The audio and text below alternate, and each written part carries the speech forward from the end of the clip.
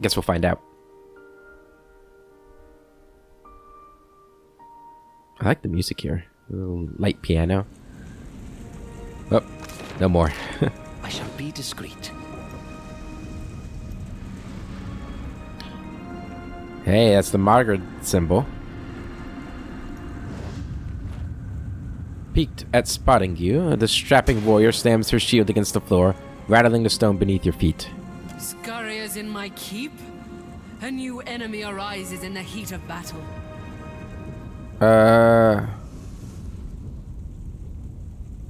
We're to fight then?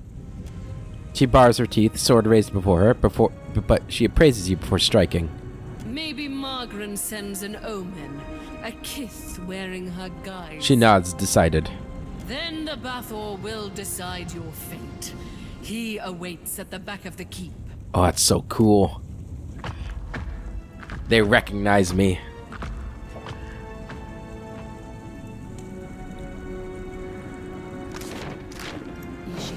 Alright, well, let's look around.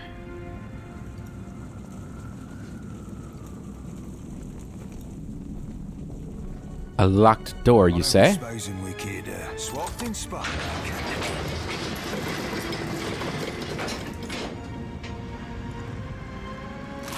Superb flail. Nothing over that way.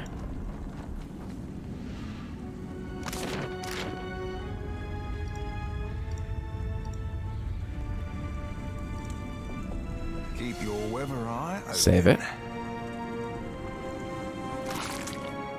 Flint and tinder. Oh, it opens up the door. Tiny blue man, bow to Nemnok. Is this like a way to get around? A rock slide has collapsed this section of the keep.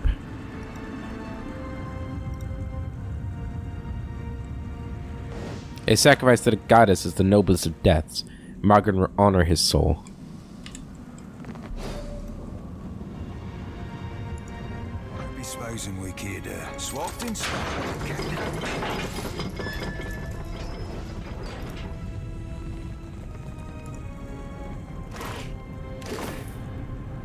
Creator Flame Blight. The blades of these weapons have warped after prolonged exposure to the lava's heat. Alright.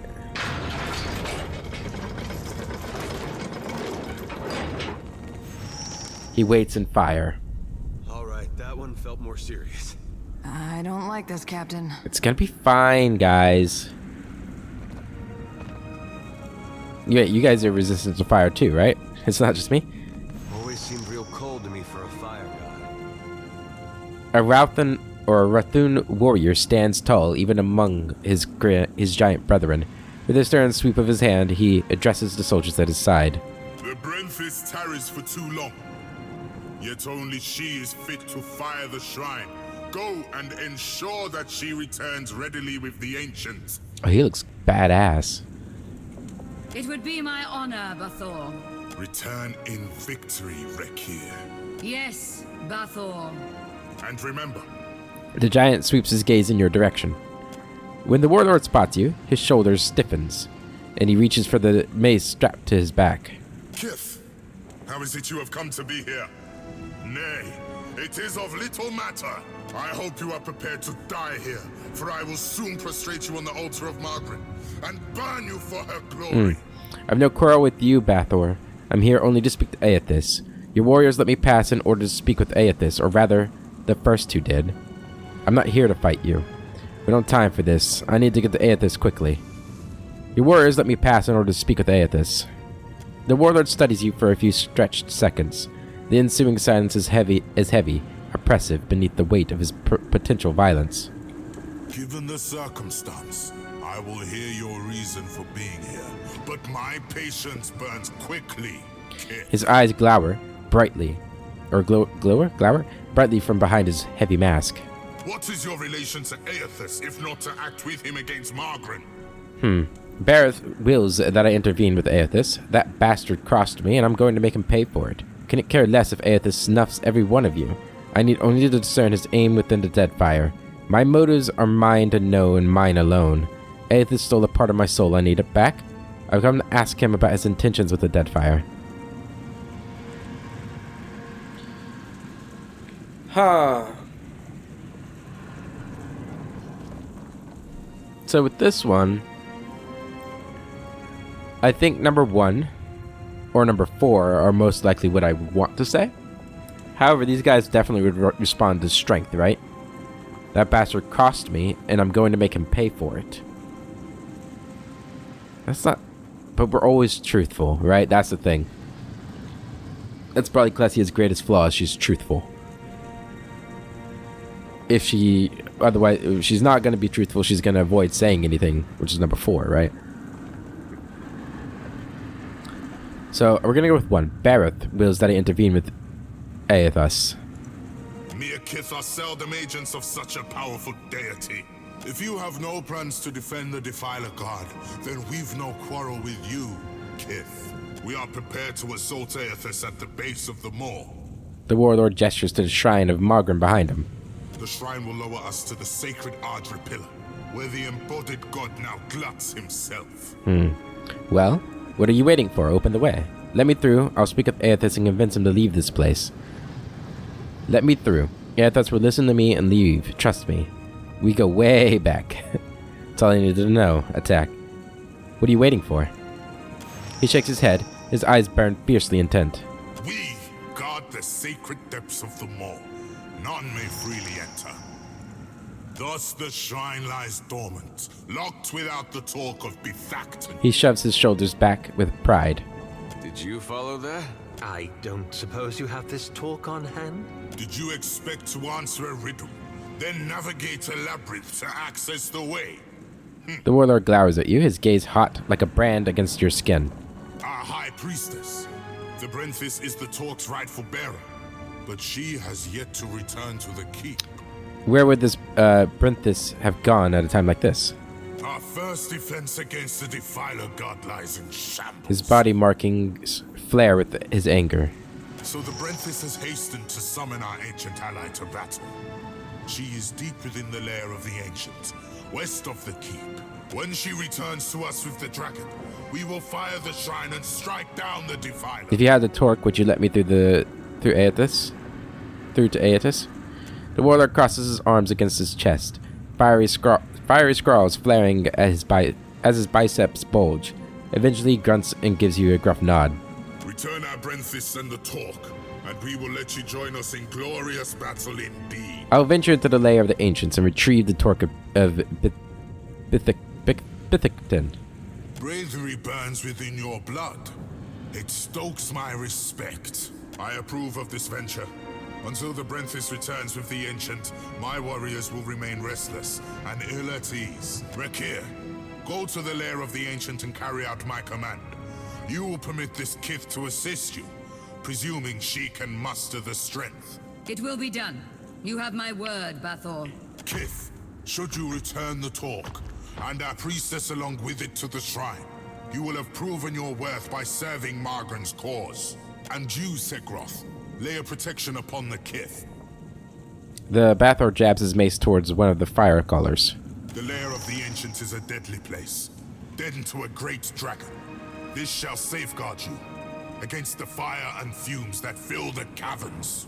You take the fire, I'll take the fumes.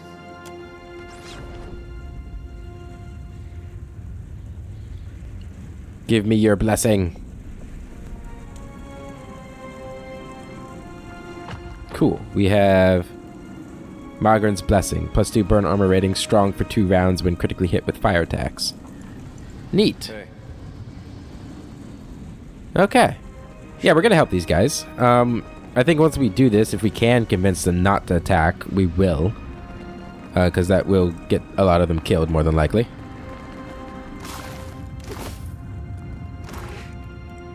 But, yeah, I mean, if they are following Margren's will... Ishi, now is not the time to start molting. I'm stressed too. It's gonna be fine, guys. Everything's gonna be just fine.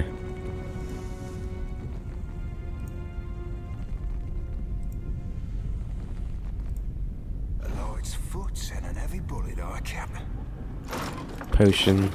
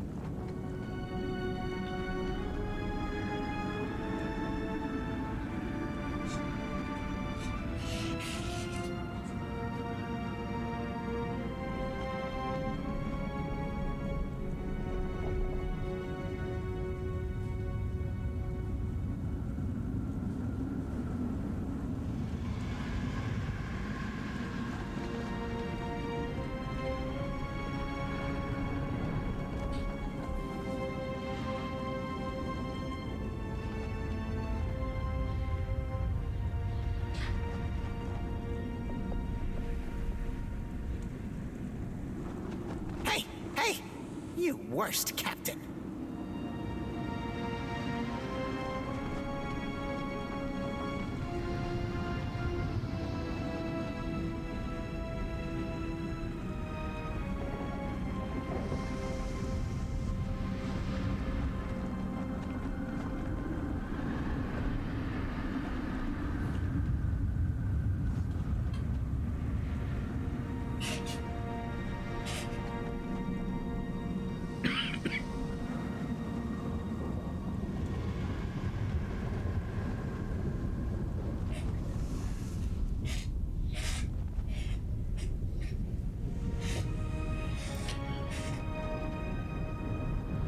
Okay.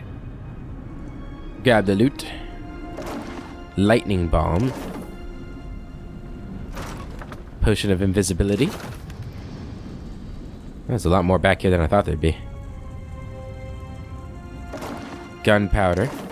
It'd be cool if we saw Durance in here, but I don't think we will.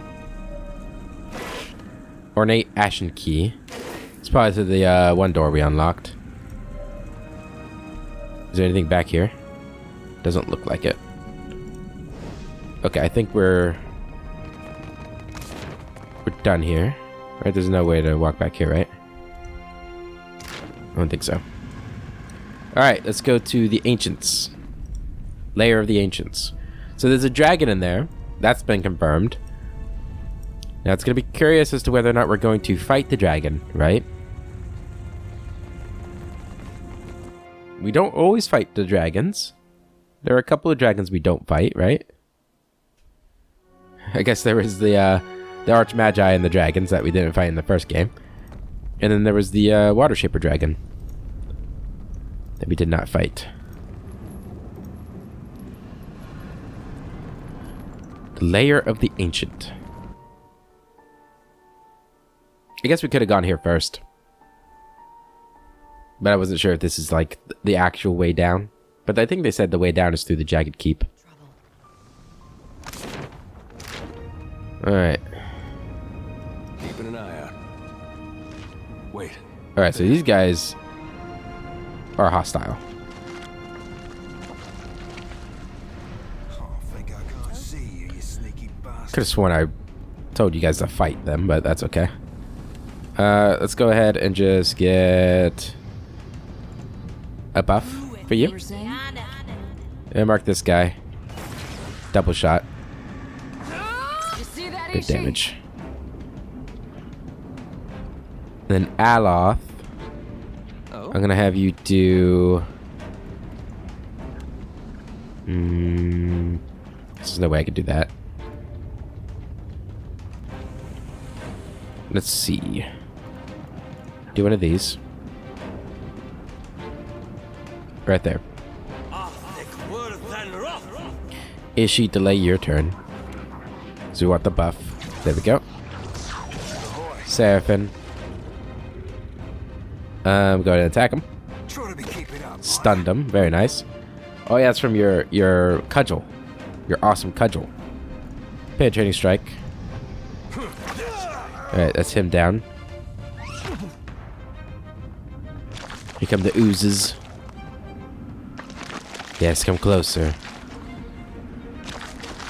Ow. Ishi. Attack that ooze. Yes, yes. I like the line up here. Fire. Very well. Or go in there and strike. Because now we can do this. Ishi attack. Maya, do one of these. Good damage. So, Seraphim. Come up here and hit him. A deer, we're going to delay your turn.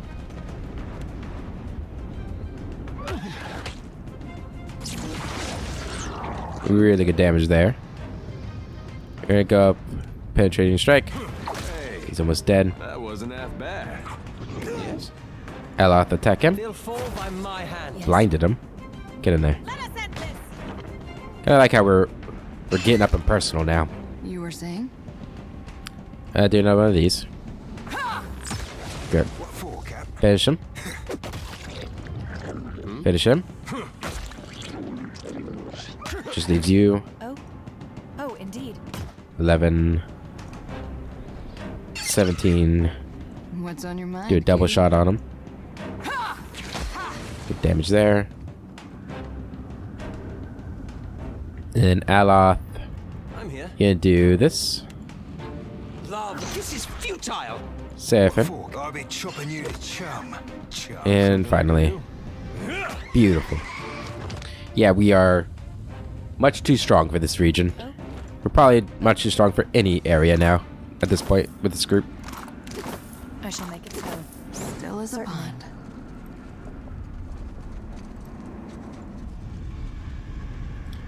Always save after every battle, which is something I don't typically do, but it's a smart thing to be doing.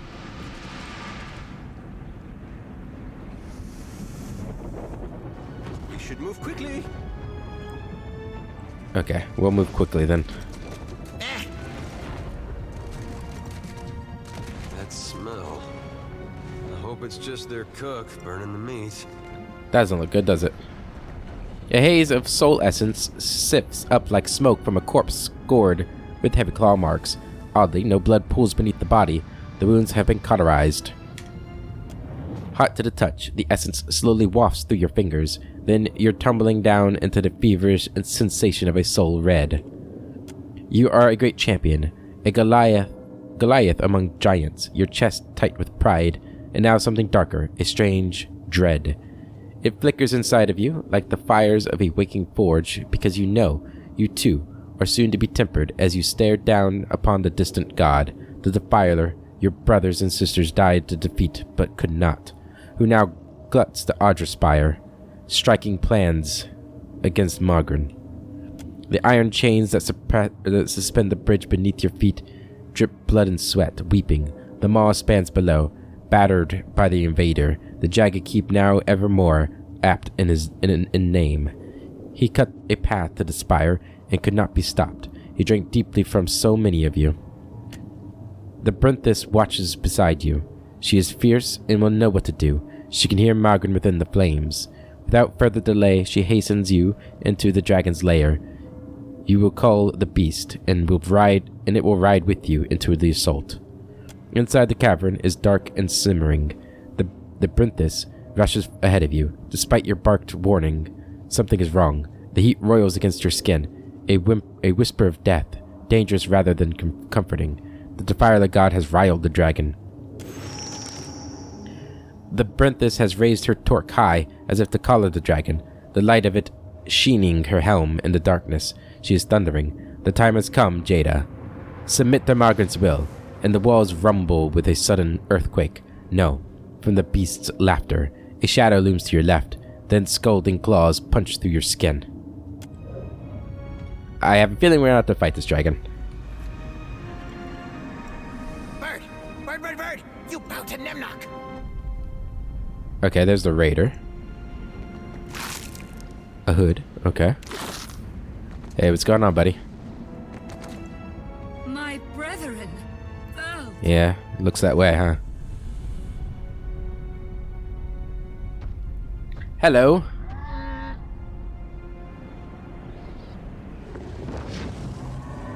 Aren't you a cool looking dragon? Ain't she a beauty? Yeah, she is. Doesn't look like the priestess survived, huh? A creature of smoke and scales, ember and talons looms up from the darkness. Her back and ribs gleam luridly, red as the lake of fire that laps at her feet. She hisses, the sound like rocks grating together in her throat. And though her peeled back lips forms no words, you understand. Who comes now to stoke the flames of chaos further? Have I not yet feasted enough? I suppose I can make room for another. No, no. That can't be healthy. He has a point. Overeating is dangerous. Just realized how lucky we are to have never run across a sewer dragon. Don't let this be fooling you, lass. Ain't nothing but fur and bones. Seraphim pats his belly even as he takes a nervous step back. blessed and terrible ancient one. The Bathor sends me in search of... A dry laugh crackles from the dragon's thick-scaled throat. The Rathoon summoned you, so you attacked them? That wouldn't be a Brinthis over there, would it? Or the Brinthis over there, would it? Wait, I have no intent to fight you. Attack me, beast, and it will be the last thing you ever do. Is that a sacred torque I see? Happen to be in the market for one. Come, let us make a trade. You attacked them? Do not speak your lies before our sacred fires, vermin. The Ancient would never attack us. Shut up. The warrior hefts her weapon to the ready, furious. I did, fool. And I would again. The giant trembles with outrage, the fiery scrawls in her skin flaring briefly. We struck a deal. Eons ago. I did with a wily Brenthis. It's true these Rathoon fed me exquisitely for so long. But today, they sought my wings like a firestorm to battle. My fangs like hot spears to pierce a god. I am the heart of the fire. I cannot be controlled. Not by a giant's weak will, and not by a sputtering trinket. What was the nature of the deal you struck with them? Great creature of the maw, are you not the least bit curious as to why I've come to speak with you? You're certainly conceited, I'll give you that. Return to the wheel, creature. What was the nature of the deal you struck with them? The beast grates a loud, insidious laugh.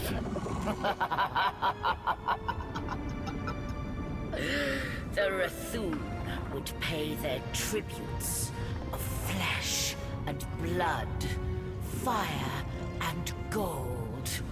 And I, when called upon, would fight fiercely at their side. Why? Why have you dishonored our agreement, Ancient One? The Brenthis came to call you into battle. That arrogant priestess thought to ride me, the magma that fires the mountain. She sought to command me. So I consumed her. The Rathoon forged their deal when I was but a hatchling. Now no one controls me. And I would never fight a god for fools. Foul traitor! You wretched, god-forsaken beast! The warrior's hair flickers wildly beneath her helm, growing violent with her fury. Well, that's a relief. Thought we were fighting a dragon. But this is just a big snake. Aleph hums approvingly, and Maya smirks. The dragon snorts smoke from her snout. You are a creature most amusing. Perhaps I shall yet allow you to live. You tricked the Rathoon. I need the torque of Bithacton from the Brinthis' body. That wouldn't be the Brinthis over there, would it? I entrust Eothas. I must reach Eothas in the depths of the maw. Magrin would do anything to stop Eothas. If she erupts this volcano, you'll be destroyed along with it. You tricked them. Indeed, I did. But you seem far more clever. And more powerful. You will burn for your treachery, creature. I fear neither flame nor fools. She rustles her wings in ominous warning. Speak swiftly. It may well keep you alive. Okay. If Magrin erupts this volcano, you'll be destroyed along with it. Should I believe the wretched words of a trespasser in my den? Yes. Even were it so, the fire feeds me. It can cause me no harm. Stubborn creature, your obstinance would see you dead. Allow mine to see that you live. Priest of Magrin. Magrin's fire can ravage even a god's body. She killed Eothas before. How dare these gods war in my den? I told the Rathoon I would have none of it. And I won't. I shall leave until the fires have cooled. I fly.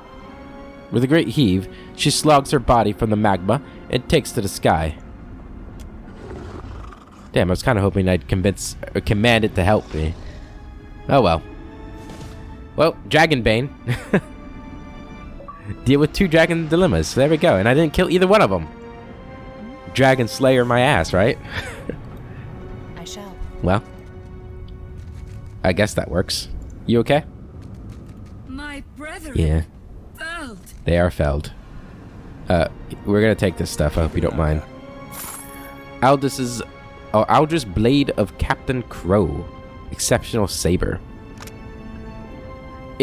Aldris the Green, a humble blacksmith apprentice, fashioned this beautiful saber. The blade was polished steel, and the basket hilt made from a jackdaw with feathers silky and black as jet. He presented it as a wedding gift to his betrothed, Layla. Layla, a druid of storms. On their wedding day, Aldris presented his beloved with the weapon.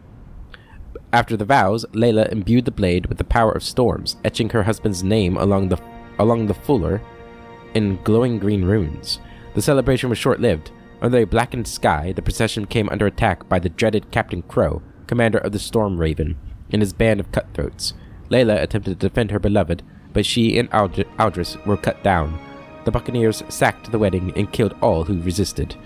In the years that followed, Captain Crow used the blade of Aldris to cut a bloody swath through the Deadfire, killing and plundering, wielding the weapon's lightning with abandon. The saber's powers, unchecked by its cruel wielder, eventually scorched the feathers and flesh from the jackdaw and stained the blade with its victim's blackened blood.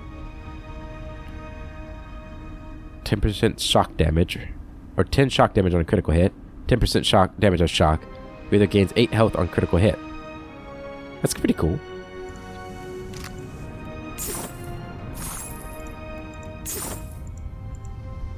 And a cape. Ajimut's Stalking Cloak. +1 perception, +2 to stealth.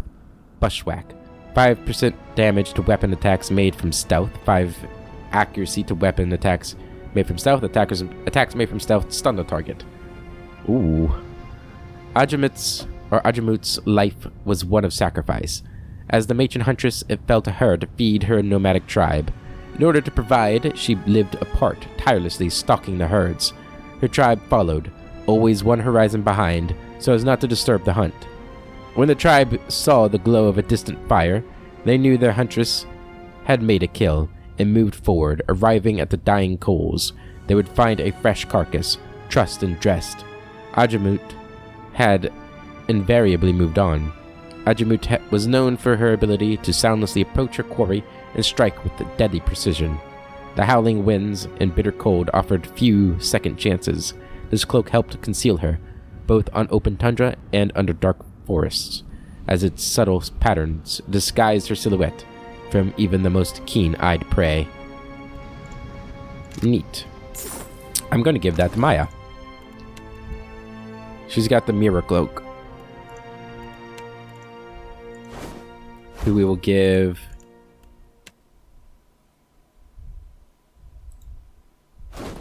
to you. What does Steel and Darkness do?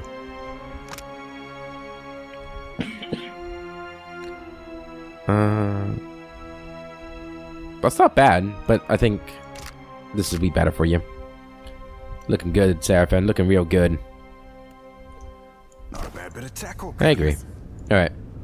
The closer you near to dimly lit essence that smolders over the Rathun's burnt corpse, the stronger you feel the soul's flickering confusion and grief. Ashen, crooked fingers clutch a still flaming torque, grasping the relic tightly even in death. Reach the soul.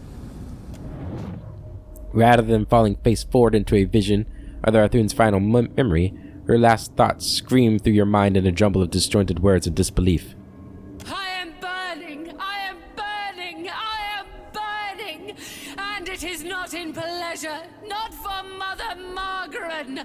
I should have listened when she said nothing, but I was willing to die to reach the Everflame, to sacrifice them and everything to ash, to vanquish the Defiler. And I am burning, but not in the flame, not with honor and eternity, but for a moment. I am disgraced. Dig deeper into her final memory. Who will lay the talk before the mother to fire the way? Who is left? Who will guard the sacred spire, the mother's mind? Who will descend the shrine to the defiler's god's face? Not to these hands that are ashes sifting on a breath that is a last sigh of a wretchedly snuffed life. Not to me and mine. Now she who was blackened and befouled and forsaken by the flames. Forsaken by Margaret. Pry the torque for the priest's hands. Twisting the torque free cracks off 3 of the priest's blackened brittle fingers, but we got it. With a final flicker, a last swift and violent shuddering, the soul dims and disintegrates. Alright. Certainly. We got it. My brethren. Oh. They are felled, but hey, you're alive. So it's not all bad. Alright, let's get out of here. Didn't even have to fight a dragon. Look at that. I have such a force of will. Even dragons must listen to me. I kind of like that concept. Like in the first game, I always had to kill the dragons. In this game, I can just like... My personality is just so strong that the dragons listen to me. And just leave me alone. It's a cool little change. Of course, there was the dragon in... there was the Winter Beast dragon. But she was a little more ancient, a little more powerful. Well, I guess the Water Shaper one was ancient, but... Yeah, the one in in Rimergon's world. We almost convinced them. But I just think they were a little too gone. A little too lost. Ooh, what's with the... We are moving super slow here. I don't know what's going on.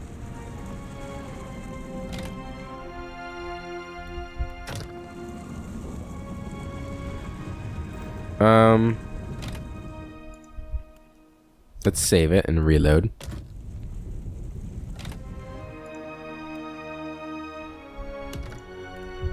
That's a little worrying.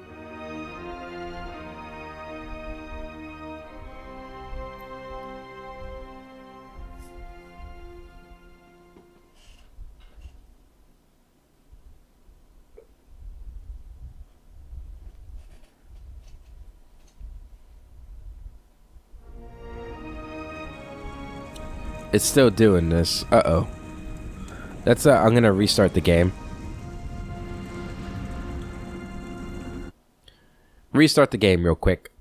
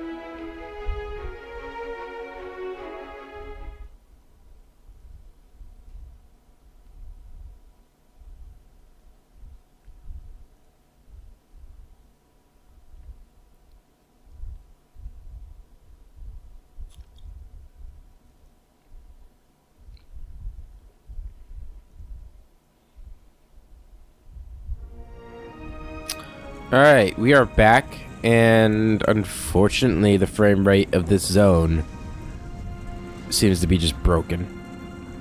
What if I leave and come back? Maybe that'll change things. I don't know, that's not cool. Not cool at all. Hopefully it's okay out here. It is. Okay. It's weird that it would be happening this time and not, you know, the previous time. Okay, that seemed to fix it. Good, good, good. Oh, it seems it is still a little stuttery now that we're going at full speed. Oh, it seems like it's fixed itself. There we go. Tell Bird to leave Nemnock alone. Kith, I have the torque.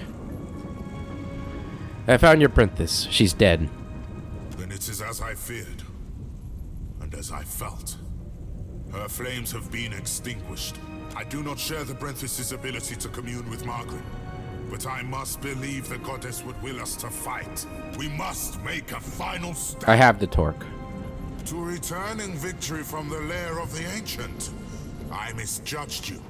You are one of a kind among Yes, I am. What became of the Ancient? Jorda Fairless. Triumph will be nigh impossible without her. Oh, where to begin? Captain? My elbows you. The warlord tilts his head as if considering the true meaning of your companion's reaction. Growing distrustful, he tightens his grip on his mace. You will answer me, Kith, without trickery or lies. He glowers, impatient. The dragon has forsaken you. He falls silent. The scrawling on his skin flares hotly. Indeed. I feared the worst when the Brenthis failed to return with the beast. We've no choice. Despite the odds, we'll attack without either's strength. He shakes his head, the motion grave. If this is to be our last stand, we must prepare ourselves, either for victory or for sacrifice. Lest Margaret forsake us for our failures. You've earned the right to Fire Shrine with the talk of the Other Flame. But we cannot join you as yet in facing the Defiler. Farewell. That's fine. Like, I don't want you to be there when I go talk to him. I shall make it so. You'll just complicate things. Massive chains hold the weight of the shrine's conveyable platform. Alright. You stand before the shrine of Margaret, goddess of flame and war. Lifting your eyes, fiery motes begin to streak across your vision as you stare into the imposing cast of her likeness. For the span of a single breath, everything falls eerily silent. The Rathoon behind you fade away. Flames to either side of you flicker higher, dancing without sound, but the heat is real, licking at your skin. And then metal groans as Margaret's statue bends her head to look to you in greeting. Watcher, the time does not allow for niceties. Hello again. Her words flow like lava from her lips, like the trails that burble hotly from her eyes. Even now, Eothas gains strength from the spire. What progress have you to report? Your plans are progressing as desired, my lady. Hell yeah. Glorious. Considering the Rathoon's failure, it is a relief to see one of my servants prove competent. Presently, I shall erupt this volcano, and with it, consume Eothas. I suggest you retreat if you at all value your mortal form. You mean the form that you have given me? Should that be a concern of mine? Your value is to the greater good, and the glory of my will. What needs sacrifice must be I need done. more time to reach him. I can give you only the moments more it takes me to fully fire the depths of this maw. After that, I will not stay the assault. Even for you. Fare thee on, Watcher. My condolences, should you die. She inclines her head once more in a stalwart farewell. Perfect. An avatar of the goddess flashes over the imposing statue before you. As the image fades, her absence leaves the shrine cold and deathly silent. Interact. The statue of Margaret towers before you. Bloodied and battle-ready, the goddess clutches both sword and shield.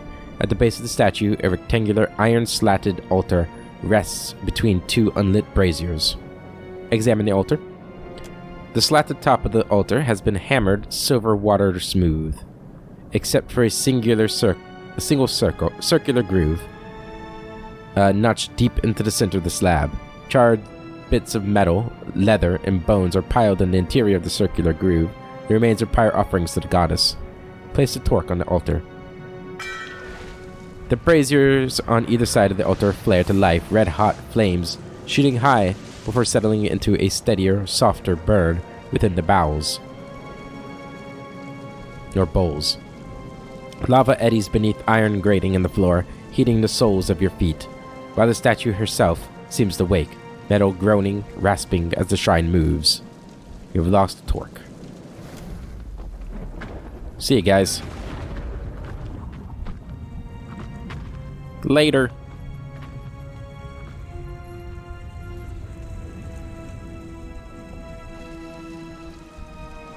A statue of Margaret towers above you, eyes flaming, fists gripping her instrument of war. At the base of the statue, a rectangular iron slatted... Okay. I think we read that. Descend into the depths of the ashen maw. With a squeal of metal against metal, the entire floor drops a stomach-lurching 5 feet. Chains clang like the toll of a bell as they catch, pounding against the time-worn gears. Then the shrine begins steadily lowering into the maw. As the shrine cranks lower into the maw, Eothas' colossal edge-carved dome, neck, and shoulders slowly emerge into view. This close, the god rises up like a mountain, larger than you ever remember having seen him. Energy vibrates from his massive body in a cacophony of mutterings and shouts from the souls whirling within it slam into you, nearly knocking you from your feet. Alright.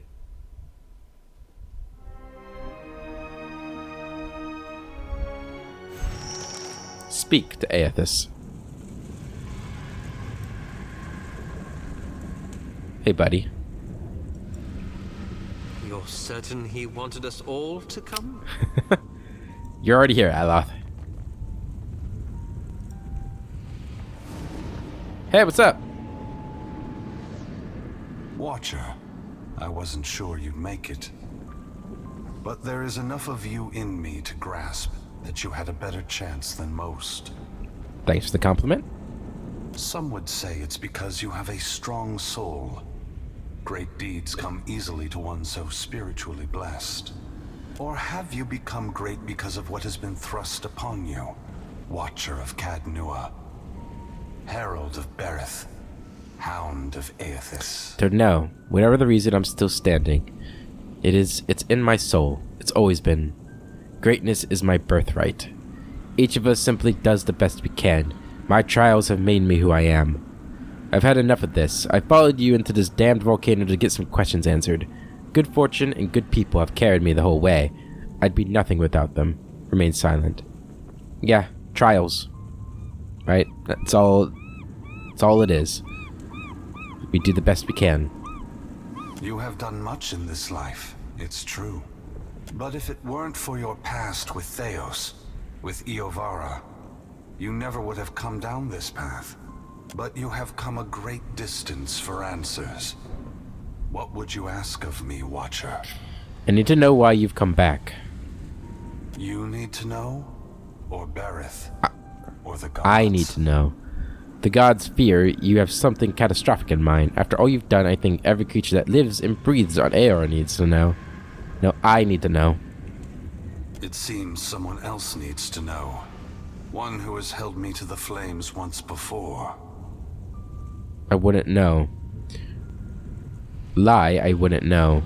Margaret is prepared to take drastic measures to stop you. Do you mean Margaret? Of course. Margaret fears what I will do, just as she feared what I would do in the Deerwood. But this time is different. This time, there is no power on Eora or in all of hell to stop me. Understand that what I'm saying is neither a boast nor a challenge.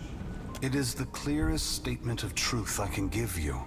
Give Berith, in the hopes of dissuading you from taking actions that may harm others.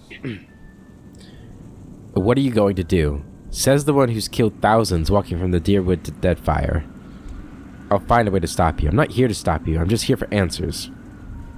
What are you going to do? Force gods and mortals alike to open their eyes to one another. And what does that mean? It seems my sister does not like the sound of that. Quit dancing around the question. A fair request. I suppose your time is more limited. Yes, it is. I want to return the gods to our original purpose, and to allow mortals to worship us, or ignore us, for what we are, not what we pretend to be. What's that mean? You're gonna tell them the truth? Adair looks away from Eothas for the moment, his eyes darting back and forth, as if between possible outcomes. When I entered Widewin, I did so with the intention of illuminating the history of Anguith. I wanted to show all the nations of the Eastern Reach the machines we had used to create ourselves, how we had hidden our true nature from mortals for millennia. But even if I had succeeded, my words would have been easy to deny. Belief creates the foundation upon which a mind's reality is built. Some minds can never let go of that foundation. They would rather hold tight to the world in their mind than accept what they're being told. There's some truth in that. I don't think everybody would do that. Yeah, he does say some minds, so... If that's so, what are you doing this time that will make any difference? Why is it so important that mortals know that the gods came from the Anguithans? And even your words could be corrupted by the Letting Key and Hand occult. What are you doing that's different this time? I have not come to speak, to convince, to plead, but to break the foundations of belief itself. To extinguish the lights that maintain the illusions we have created. We took on the mantles of gods from legends, and in so doing, made real what was false, crafted truth from fiction. The time has come for a new covenant between gods and mortals. One forged in the light of truth and understanding between our kind. I will leave this place and go to the lost city the Huana call Ukaizo. It is there that all souls pass through the machines of the gods, where all souls pass into the beyond before beginning their next life. In dialogue.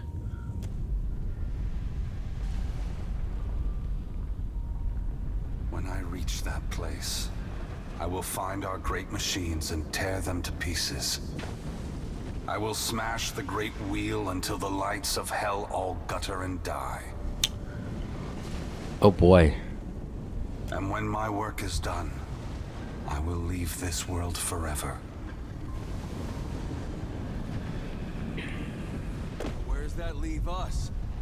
You're ending the rule of the gods? Yeah, I mean, we need a little bit more information. No, Adair. It is not for me to decide if the gods should remain in power. That will be for your kind, for mortals, to decide. What? That's insane. I hope Margaret explodes 2 volcanoes on you for good measure. I guess that's one way to get a response.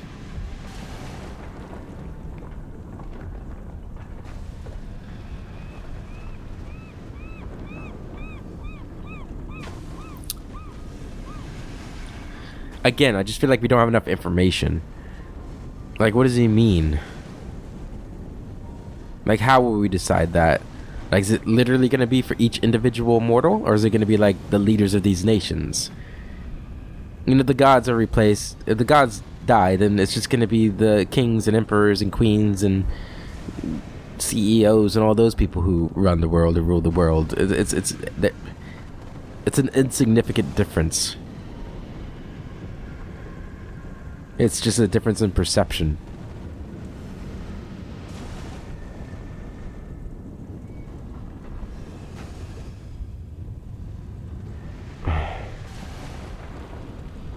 I don't know what to say. We're gonna say nothing. I admit that's not the response I expected, especially given the volcano erupting around us. Still, I'm surprised Margaret is reacting this way. I would have thought she would appreciate a trial of this magnitude, one that tests us all. Yeah, okay.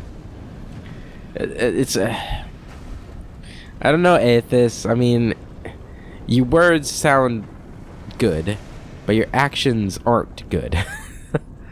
Right? Like, He sounds like just a tired dude who's tired of being a god. And he's gonna break it all up because he thinks it's best. Right?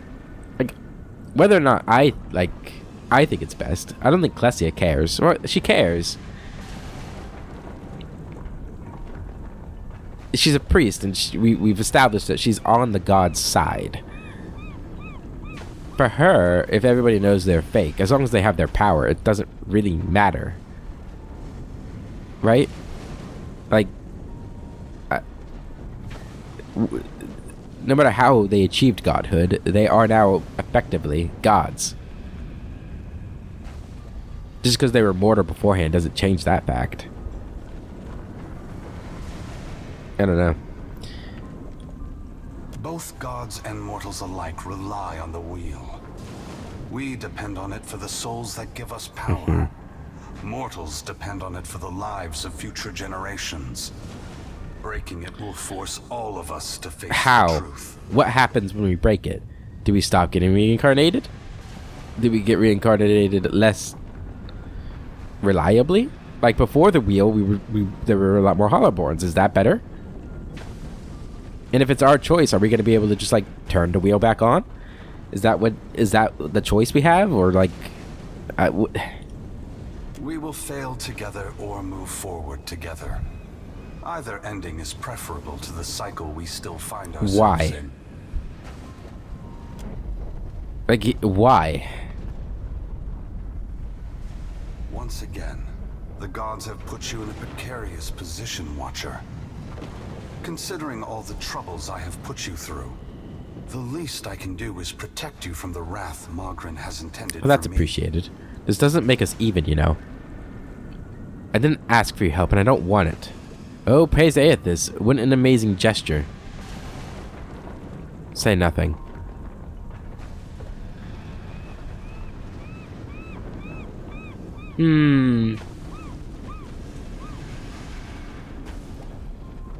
Could you give me my soul back, too? That'd be nice.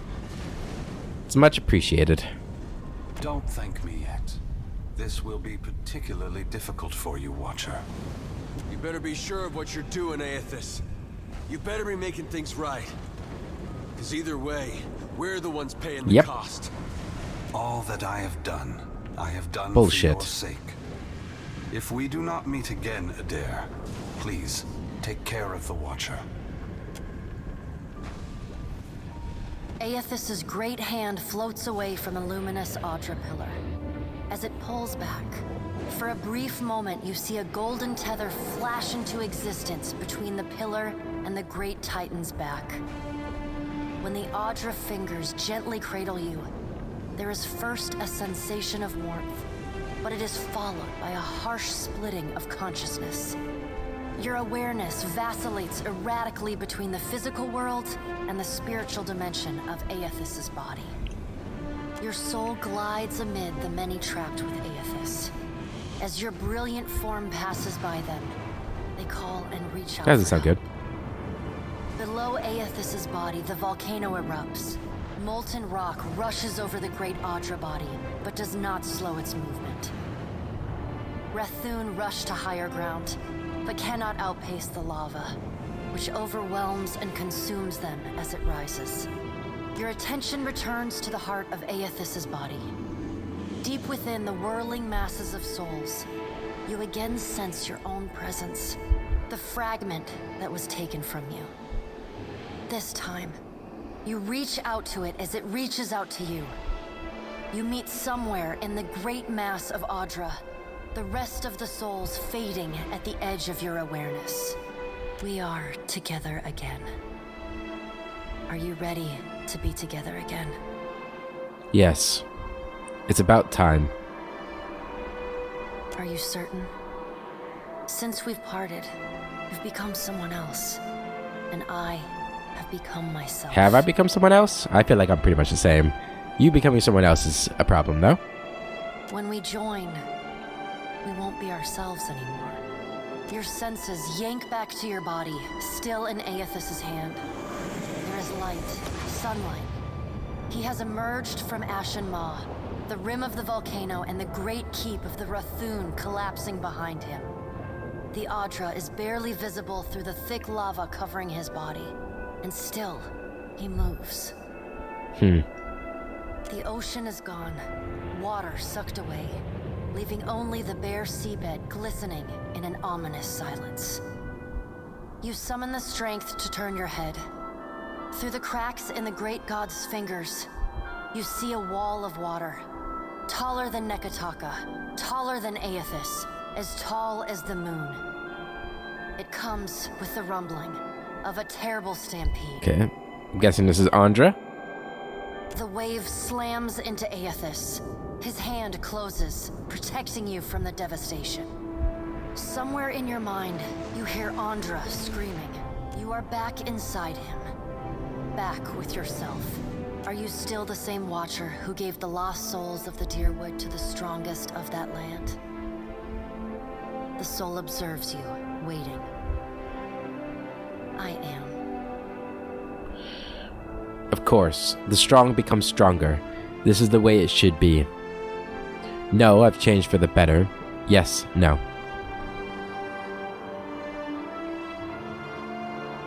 I don't think the first option is the reason we did it. I think we did it mainly because all the other options I felt were worse options. Like, I feel like that was the best option at the time that I could think of. Also, it was what Margaret wanted us, right? Wanted us to do. Is it the way it should be? Probably, right? Like, the only way it's not the way it should be is if you think about, like, abstract possibilities, right? The possibilities of other people. Like, in order for that to be true, if you think about it, then the idea is that others won't be born or reincarnated. They'll be combined with others. But, like, at the same time, like, I guess it depends on how you look at the cycle of life, right? Maybe we would have a smaller population, but it'd be a stronger population. And it's not like I'm advocating for us to, like, you know, kill. It's very close to the idea of, like, eugenics, right? I don't think it's the same thing, though. Like, this idea of, like, souls, after you die, your soul is strengthened with other people's souls. Like, it's not like you're cannibalizing other souls. It's more like souls are merging together to become stronger souls. I'm guessing souls are. I don't know how like new souls were created. I assume there has to be a way. Yeah, the strong become stronger. I guess this makes it sound like it is cannibalizing other ones, though, right? I'm just gonna say yes. Good. Then this should be easy. You feel cool air, seawater. The back of your mind pulls your attention back to your body. Eothas stands amid the now calm waves. Kraken futilely clinging to his limbs as he gingerly sets down your ship. He carefully opens his other, setting your body on the deck. As your head comes to rest, your vision rocks forward, pulled back into the Audra, back to your soul. Some of us is lost to him. Fragments and the empty spaces between them. They will always be a part of him. But we are still us. And it's time for us to go. Together. The soul rushes toward you, flying into you with ferocious speed. You are thrust back through the Audra, out of the palm of Eothas' hand, back into your body. You can feel the sensation of your skin, the warmth of the Audra, but you are not fully in control. The other soul struggles to reach the surface of the body's consciousness, but you pull it down. Entangled, you float in a dark, boundless expanse. The more you fight each other, the closer you become, until somehow, impossibly, every piece of you is touching every piece of them. Look at this. That's creepy. Through the distant window of your eyes, you see Eothas push slowly against your ship. Though his touch is light, it is still the touch of a god. The ship lurches, rapidly tearing across the water southward. His hand pulls away from your ship's wake, his body straightening, towering overhead. The volcanic rock, now cooled and gently steaming, sloughs from his body as he moves. The Audra beneath is still immaculate, unmarred. He watches you depart, and you hear a voice in your mind as you sink deeper into the blackness of sleep. Tell them what you have witnessed, Watcher. Tell them what is coming. The windows of your eyes retreat into the distance. The fragment of your soul is so close to you in the darkness that you can't tell if its thoughts are separate from your own. Eothas is going to Ukaizo. Eothas is going to Ukaizo. He's going to stop. He's going to stop the wheel. Eothas is going to Ukaizo. Eothas is going to Ukaizo. He's going to stop. The words repeat in your mind until they become an incessant, meaningless mantra. Involuntary meditation in the emptiness of your unconscious. When the words finally dissolve and become part of the darkness, you see a pinpoint of light. You no longer sense the other soul. No longer sense the person you were before Eothas touched you. You swim toward the light. As you come closer, the light becomes two blurry spots of radiance. You settle in behind your eyes and feel your lips already moving, mumbling. Around your body you sense familiar scents and sounds, voices raised in shock and alarm. You take control of your mouth, opening it wide and drawing a great breath. Damn. Explosive confrontation. That was intense.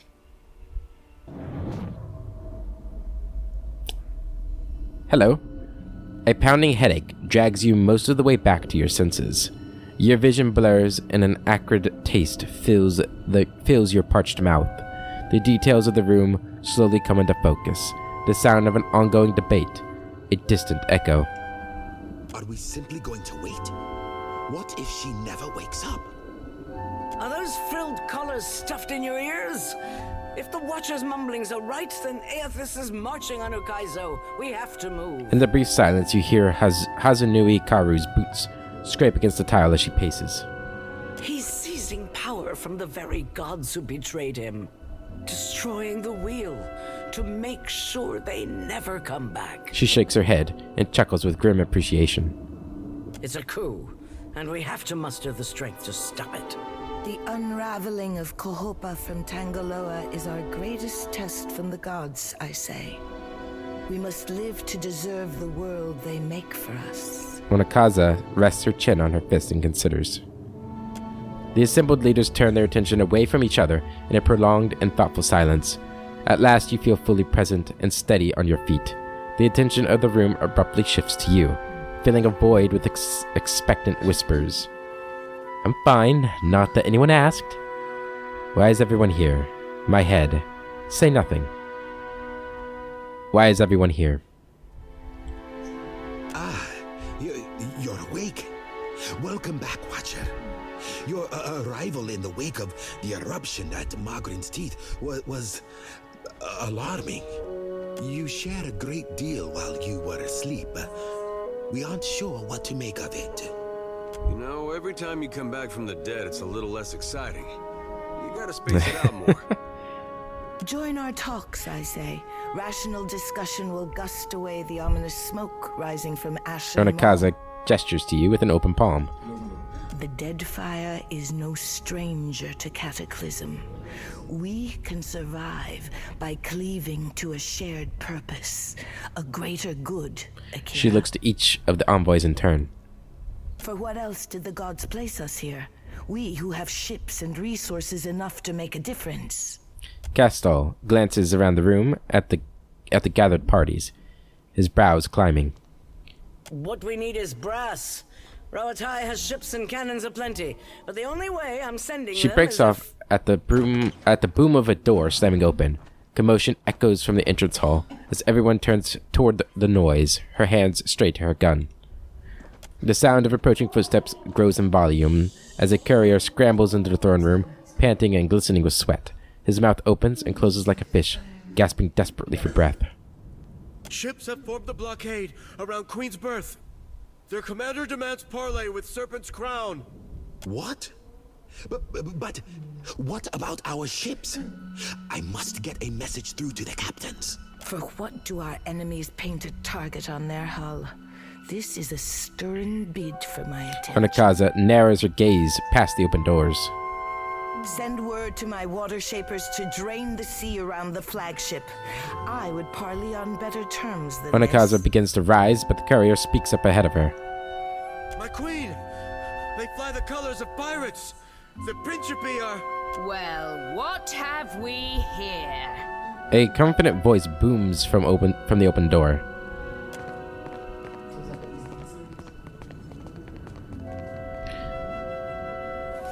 I kind of feel like I should have done the Juana quest. The motley sailors, who don't hold the Juana guards at bay with drawn weapons, take in some of the more opulent decorations with avid interest. One pirate separates from the fold, sauntering boldly forward. Forgive me, Loveson, but it looks like you're having a party. A rather fine one to which you didn't invite She winks, soul net glinting in the light as she cocks her pistol high above her head. You painted vagrants are a plague on my tribes. Why should I not hang you from the walls of my garden? Onakaza grips the handrests of her throne as if ready to vault up and attack. You should be asking yourself how they got in here in the first She place. glowers in the direction of the throne.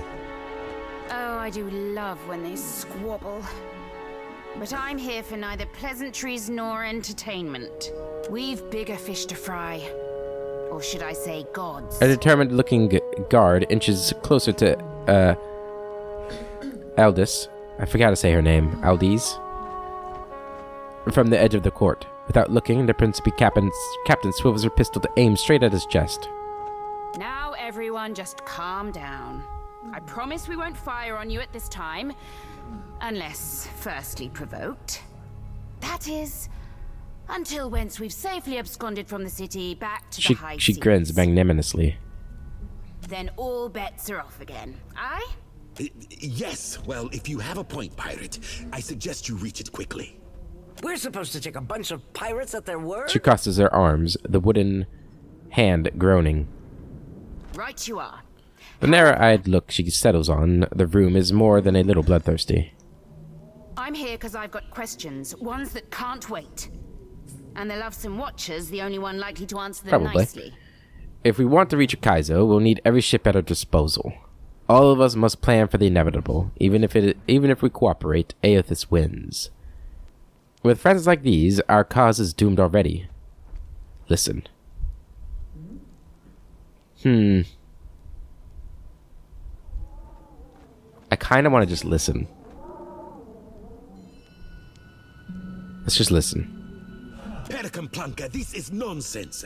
I have no intention of letting Ukaizo fall into the hands of plunderers and thieves. Ukaizo? What's the lost city of gold got to do with the god on a rampage? Using the barrel of her gun, she tips her hat back curiously. Eothas is going there to break the reincarnation cycle. Eothas is going to shatter life and death, while the rest of you bicker over land rights. No more second or third chances. This may be the last life we ever get. Eothas is going to break the reincarnation cycle. Well, fuck if that doesn't put things into perspective. But what's that even mean in the long run? Folks who die won't be coming back again. Their souls will be trapped in the in-between. Maybe not at first, but eventually Aoi will be starved of life. You can't just arrive late and expect me to explain everything. It's possible. I don't know. This isn't exactly common. Their souls will be trapped in the in-between. This is all dark and foreboding sounding. But what's it mean for my soul? I mean, I like the idea of pirating throughout the Great Beyond as much as the next gal. But if, say, I got no awareness after I die, does it even matter what happens? Ak, of course you have no interest past that of your eyes and your stomach. Let us speak now of what can be done. Must be done. Watcher, you know best of all of us what our options are. Our only hope is the reason with him. Every cannon in the aura couldn't slow him down. That's true. I mean, Margarin and Andra. Margarin erupted a volcano on him, which is basically nuking him. And Andra hit him with a tsunami afterwards. And he's fine. Not only is he fine, but he saved me, my crew, and my ship in the process. Rather easily. More answers could become apparent when we land in Ukaizo. Yeah, we need more information. We have to get to Ukaizo. The Huana made compacts with the gods on Lost Ukaizo. Anything can happen on the shores of our ancestors. Onakaza nods. I say it is a place where mortals can reach beyond themselves, do freely what animancers struggle to dream. We have to act quickly. Defending Ukaizo is the highest A priority. pensive, focused look sharpens the lines in her face. She scratches her cheek with the fingers of her wooden hand. Our ships are fast and well-equipped. We could sail to the edge of Andra's mortar. See if Eothas' passage opens a way through the storm. She narrows her eyes, watching the others. Of course, finding Ukaizo once we're through is another matter. I can sense Eothas in Andra's mortar. My soul calls out from inside him. If you can get me through Andra's mortar, I can take you to Ukaizo. You want to find Ukaizo? With Eothas on his way, I'm an Ukaizo compass. Good luck finding him without me. I just happen to know his bearings. I can sense him. That's so. You just might be able to save Of course us. I can. She scratches her chin with an eager glimmer in her eyes. We speak of collectively sailing for Andra's mortar, but this crown will not support any plan that involves a single outsider ship landing on the shores of Ukaizo. A hush falls across the room as Onakaza makes her proclamation. It is for this moment that the gods test me. Anyone who seeks to cross Andra's mortar will learn that the gates of Ukaizo are the end of compromise with the Huana. We're not here to debate over territory. Our souls are in jeopardy. Can everyone agree to an armistice where we work against this crisis? Arguing like this is going to get us all killed or worse. Can everyone agree to an armistice? I don't mean to let Eothas end us while we bicker. But the fate of Ukaizo is not exclusively a Huana concern. I think I'm getting the gist. She rubs the barrel of her gun under her jaw thoughtfully.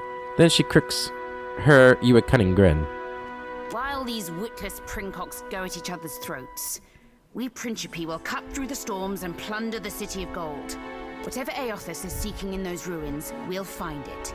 And then we'll sell it to the highest bidder. That, or me and mine will have front row seats to the end of the world.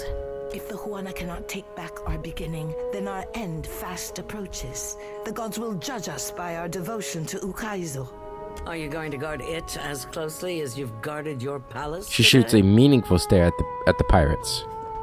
Ukaizo was yours once, and you lost it. Meanwhile, the storms that cover Andra's mortar plague Rauatai too. We will help the Watchers stop Eothas, but we will not leave our country's future in soft hands. We hope the Watcher She nods to you. agrees. Watcher, there are two kinds of people in the Deadfire. Those who have called it home since time immemorial, and opportunists. Onakaza glares at the assembled dignitaries. With Ukaizo under our control, the Huana would restore order as it has not been seen since the days of our ancestors. She nods slowly, holding your gaze all the while. Ak, order. And the only question is whether it will be the order of ignorance and tradition, or else of conquest. The secrets to be found in Ukaizo could elevate us all beyond the telling. I will not relinquish that dream so easily. With that, Castel turns to stride away, his shoulders set in a rigid line. Without so much as a final farewell, Aldiz tips her head to her armed crew, and the pirates withdraw as swiftly as they arrived. Watcher, I say the time to play at freelancing is at an end. Any of us could get you to Ukaizo, but only one of us will stand by your side. Studying you carefully, Onakaza nods and gestures to her attendants to clear the room. Let's speak, Watcher, while we have the chance. Oh boy. Well.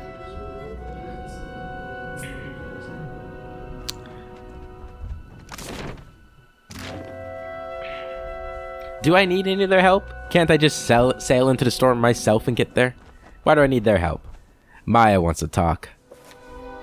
Oh boy. I think we are going to end the episode here, guys. Yeah, in the next episode, we'll see what all our options are. These are still quests, right? Okay, good. Phew. Because I want to do those before we go. I think going to Kaizo is probably the point of no return.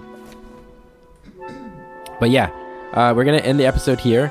The next one, we'll talk to Maya, talk to everybody else, and then see what we can do. But until then, I hope you all have a wonderful day, and I will catch you later.